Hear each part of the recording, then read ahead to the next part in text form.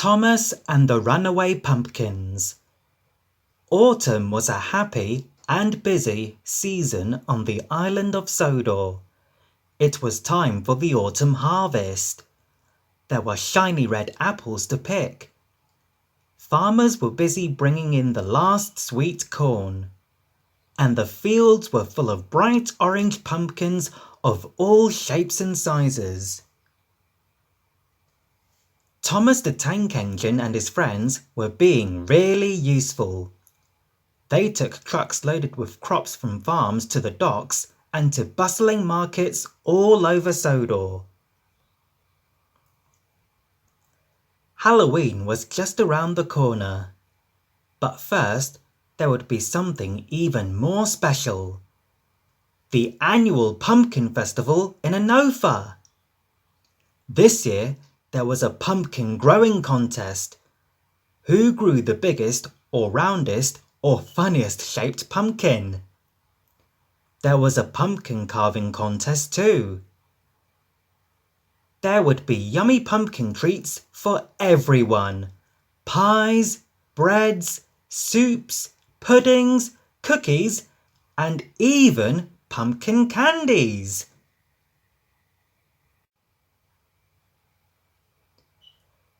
There had been a bumper crop of really big pumpkins this year. That night before the festival, the Fat Controller arrived at the sheds. "After you deliver tonight's mail," he said to Percy, "there's a special delivery for the Pumpkin Festival in Anofa." He pointed to two troublesome trucks loaded with the very biggest pumpkins. "Yes, sir," peeped Percy. After Percy had delivered the mail, the troublesome trucks giggled and wriggled. They were determined to cause confusion and delay. "Now!" called the first one, just as Percy began to climb a bumpy, hilly bit of track. The troublesome trucks uncoupled themselves from the rest of the train and rolled back down the hill.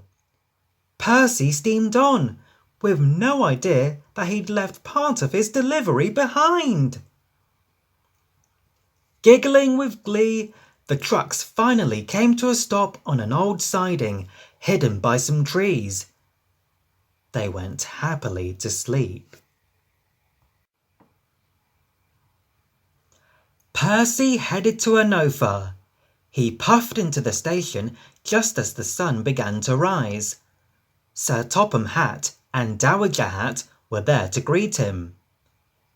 "Percy, where are all the pumpkins?" cried the Fat Controller. "Oh no!" Percy peeped. "The trucks must have come loose along the way." Just then, Thomas arrived with two coaches full of festival goers and their baskets of goodies. "Thomas, please go and look for my runaway pumpkins," Percy peeped. "You'll have to find them soon," the Fat Controller said. "Without the pumpkins, the festival can't go on as planned."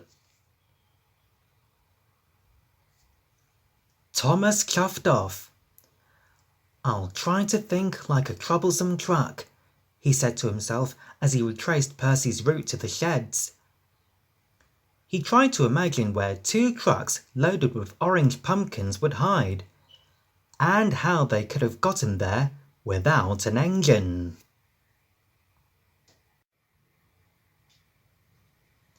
And just as Thomas came down that bumpy hill in the opposite direction, a thought flew into his funnel. "That's it!" he whistled. "If those pesky troublesome trucks uncoupled themselves on a hill, they would roll back down really fast. I'll follow this track and see where it leads." Soon enough, Thomas found the old siding in the trees.